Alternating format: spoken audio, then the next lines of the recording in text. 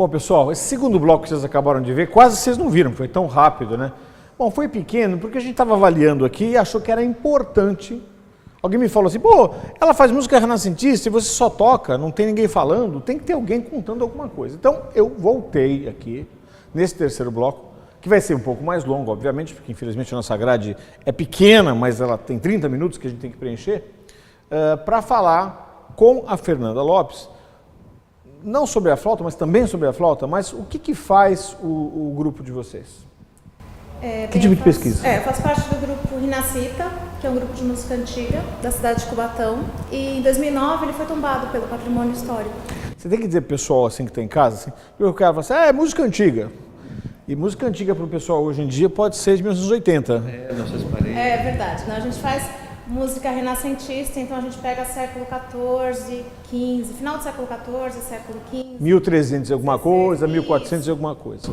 Isso, que a gente pega um pouquinho do medieval, lá no final do século XIV, e a gente vai ali até o barroco, século XVII. Naquela época, eu sei que você tinha alguns instrumentos que eram, vou chamar de diferentes, na falta de uma palavra melhor.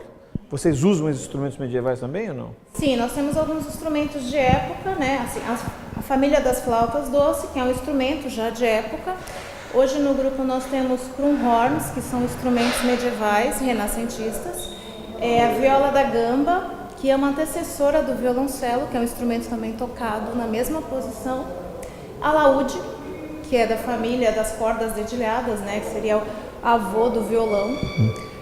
E fagote barroco, então nós temos alguns instrumentos para dar a característica ali principal da sonoridade. Percussão também, nós temos percussão. Deixa eu fazer uma pergunta de quem não entende nada de música. Que é o seguinte, como é que esses instrumentos que são plasticamente muito bonitos, formalmente bonitos, eles entraram num processo de extinção, vamos dizer assim? Ou eles evoluíram para outros, falaram que é o avô do violão, outro, né, que deu tal outro instrumento, mas isso se deu por quê? Mas isso se deu em função do próprio desenvolvimento da sociedade, das necessidades que ocorrem ao longo do processo histórico do desenvolvimento social. O que o grupo Renascita faz, na verdade, é um resgate deste som, que eu costumo falar, de um som histórico, e resgatar também esse repertório. Então, quando a Fernanda fala da flauta doce, então quando ela fala desses instrumentos particulares de um determinado repertório, ela não está falando de um repertório que vai soar com os ouvidos da nossa época, mas ele busca resgatar o som daquele momento, daquela época. Portanto, é interessante esse trabalho que o Renascita faz na nossa região, que é um trabalho único. Só para completar, eu deveria dizer para vocês também que nós tivemos a oportunidade esse ano, agora no mês de maio, nós tivemos a Jornada da Educação e também a segunda Semana Som em Ritmo, lá do curso de Licenciatura em Música, e nós contamos com uma oficina do Grupo Renascita, que trouxe lá para nós e para os nossos alunos e também para o público que lá estava presente. Como é que as pessoas entram em contato com vocês? Então, nós temos uma assessora, né? E como o grupo ele é um grupo da prefeitura, então entra em contato com a assessora, ela marca na agenda dos grupos artísticos, que hoje Cubatão tem vários grupos artísticos, né? Não só o Renascita, mas tem a banda sinfônica, o coral municipal, e é agendado. Você tem algum Facebook, um site de referência do grupo, não? Que você não, lembra? nós ainda não temos, ainda está... Tá, então o caminho seria via prefeitura? Isso, via prefeitura mesmo. Tá bom, tá bom. Bom, a gente... mas você não respondeu minha pergunta, que era assim, tudo bem, eu entendo que esse conjunto de instrumentos, na época, você tenta um resgate quase que emotivo do que seria a sensação que aquele som transmite, ou o ambiente sonoro criado por esses instrumentos, é por aí? Mais ou menos. Mais ou menos, isso quer dizer não, né? Com educação. Tudo bem. Mas a minha pergunta era como que um instrumento evolui para o outro? Como eu te disse, nós temos necessidades acústicas, nós temos também uma evolução da estética, das necessidades de novas sonoridades. Da mesma forma que a flauta doce, depois ela trouxe a flauta transversal, que por sua vez trouxe outros instrumentos como o clarinete, foi a busca de novas sonoridades, de novos timbres. É correto pensar então que um clarinete no futuro pode também desaparecer ou gerar outra coisa?